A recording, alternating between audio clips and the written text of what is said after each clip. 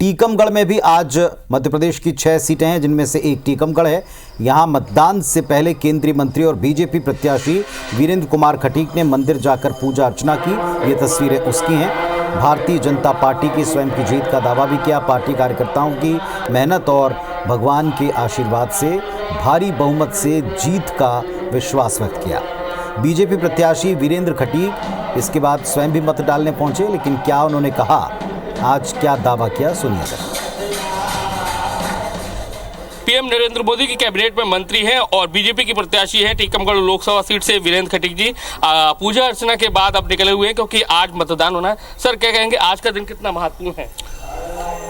आज का दिन भारतीय लोकतंत्र की दृष्टि से राष्ट्रीय चुनावी पर्व सबसे महत्वपूर्ण दिन है, जिसमें हमारे टीकमगढ़ में भगवान कुंडेश्वर धाम जो है, ये स्थान बहुत आस्था और श्रद्धा का केंद्र है।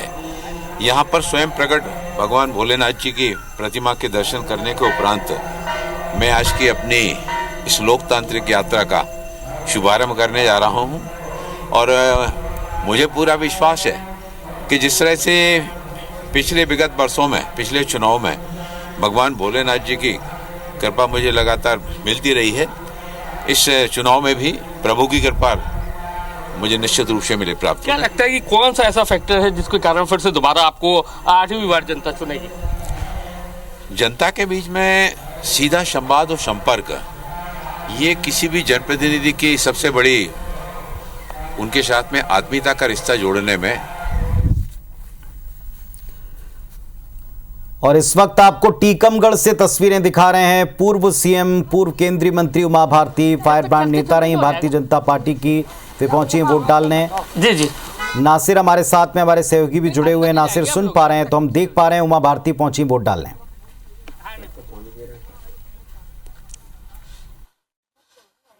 देखिए, मेरे तरफ से कैमरामैन से कहूँगा कि मेरे देखिए उमा भारती जी हैं, वो यहाँ पर वोट डालने के लिए पहुँची हुई हैं। अपने जो गांव है उनका डूंडा, वहाँ पर पहुँची हुई हैं। बस कुछ ही देर में अंतिम चरणों में ये मतदान करने के लिए पहुँची हुई है। और जैसा कि बता दें कि टीकमगढ़ की जो लोकसभा सीट है बेहद खास सीट है और इस सीट पर जो बीजेपी के जो प्रत्याशी हैं वीरेंद्र खटीक, वो मैदान में है। 7 बार के लोकसभा के सदन के सदस्य हैं। उसके साथ ही एक बार फिर से 8वीं बार वो लोकसभा के मैदान में है। उनका जो मुकाबला है पंकज अहिरवार से है। और जैसा कि अब उमा भारती जी हैं, वो पहुंच चुकी हैं। आप देखेंगे कि कुछ ही देर में वो वोट डालेंगी और उसके बाद मीडिया से बात भी करेंगी, क्योंकि साफ उन्होंने कहा है कि वो बीमार थी, इस कारण सुबह नहीं आ पाई। इसके कारण अंतिम क्षणों में, यानी कि लास्ट समय में वो यहाँ पर वोट डालने के लिए पहुंची हुई हैं। आप देख सकते हैं उनका ये गृह ग्राम है, पैतृक गाँव है, वहाँ पर ये पहुंची हुई हैं। और आपको सीधी तस्वीरें हम उनकी दिखा रहे हैं और आप देख सकते हैं कि वो अपने पर्ची ले रही हैं और उसके बाद अब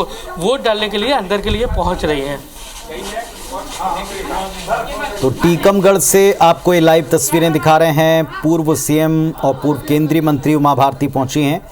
टीकमगढ़ लोकसभा सीट में भारतीय जनता पार्टी के कैंडिडेट हैं वीरेंद्र कुमार खटीक और कांग्रेस से पंकज अहिरवार हैं, जैसा हमारे सहयोगी भी बता रहे हैं। 7 बार के सांसद, 2 बार के केंद्रीय मंत्री वीरेंद्र खटीक, उनको भी आपने देखा, पूजन पाठ का सिलसिला भी देखा। 8 विधानसभा क्षेत्र इस लोकसभा सीट के अंतर्गत आते हैं, जिनमें 3 पर कांग्रेस पार्टी का और 5 पर भारतीय जनता पार्टी का कब्जा है। अगर इस क्षेत्र में वोटर्स की बात करें तो 18 लाख वोटर्स से थोड़े से ज़्यादा वोटर्स इस इलाके में, क्षेत्र में आते हैं और अपने तय मतदान केंद्र पर पैतृक गांव में वोट डालने पहुंची हैं उमा भारती। देश भर में 88 सीटों पर वोटिंग चल रही है, जिनमें मध्य प्रदेश की 6 सीटें हैं और इनमें सबसे प्रमुख सीटों में से एक है टीकमगढ़। टीकमगढ़, खजुराहो, होशंगाबाद, इन तमाम स्थानों के ऊपर वोटिंग का प्रतिशत भी मैं आपको बताते जा रहे हैं। लेकिन ये तस्वीरें बड़ी विशेष हैं, जहां हर व्यक्ति अपने वोटिंग का दायित्व पूरा कर रहा है, लोकतंत्र के उत्सव में अपनी आहुति दे रहा है, वोट की आहुति दे रहा है।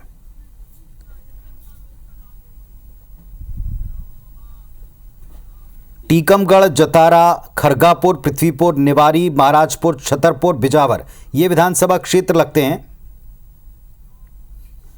8 विधानसभा क्षेत्र हैं जिनमें से 5 पर भारतीय जनता पार्टी काबिज है और केवल 3 विधानसभा सीटों के ऊपर इस क्षेत्र में कांग्रेस पार्टी है। 5 पर बीजेपी और 3 पर कांग्रेस, 8 विधानसभा क्षेत्र। और ये देखिए आप, उमा भारती ने अपना वोट डाल दिया है, अस्वस्थता का एक कारण बताया था और बाहर निकलकर वे मीडिया से बातचीत करेंगी। हमारे सहयोगी नासिर लगातार वहां जुड़े हुए हैं, बने हुए हैं। उमा भारती क्या कहती हैं इस बार 2024 के रण में, दूसरे चरण के दंगल में जिन प्रमुख चेहरों को हम दिखा रहे हैं वोट करते हैं, उनमें से एक प्रमुख चेहरा भी आप टीवी स्क्रीन पर लाइव देख रहे हैं IBC 24 पर। वोट कर दिया है उमा भारती जी ने, और जैसे कि अंतिम वक्त में आई थी वो, और उन्होंने वोट कर दिया है। और आप देख सकते हैं वोट करने के बाद जो पोलिंग बूथ है डूंडा का, वहां से निकल रही है।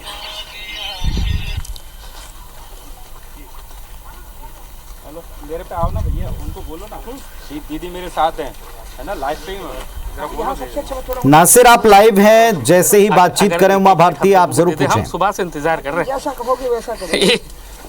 देखिए पुनित जी, हमारे साथ में उमा भारती जी हैं, मध्य प्रदेश की मुख्यमंत्री हैं, उनसे ही बात कर लेते हैं। क्या कहेंगी वोट डाल के निकले, हो जाएगा सामूहिक, कह रही हैं अलग अलग हो जाएगा, सामूहिक पहले हो जाए फिर अलग अलग कर लो और फिर अलग अलग भी कर लो।